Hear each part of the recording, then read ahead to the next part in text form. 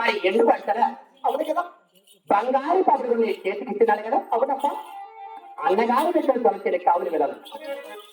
మరి అన్నగారి దగ్గర తొలచెలి కావులు వెళ్ళి, అవును గెలము గెలుపు పదాలు తిరిగి ఆనందపడి, అవును తల్లి ఎడమ చేతి అష్టముతో ఎగరతోలి, అవునమ్మా కుడి చేతి అష్టముతో చిరకలతోలి, అవును తల్లి మరి 7 కలి లోపల తిరిగి రావాలమ్మా. అలాగే వెళ్ళొస్తానమ్మా. అలాగే వెళ్ళొస్తావా? మరి చెలికెత్తలమ్మా.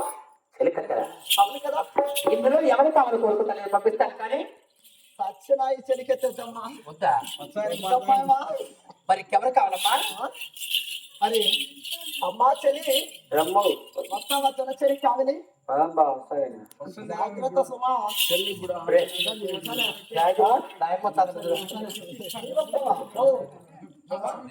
ప్రాజెక్ట్ కడుకోబోతుంది. అమ్మా చెలికెత్తా. అలాగే జనసేన కావిని వెళ్దామా తల్లి? అలాగే వెళ్దామా తల్లి?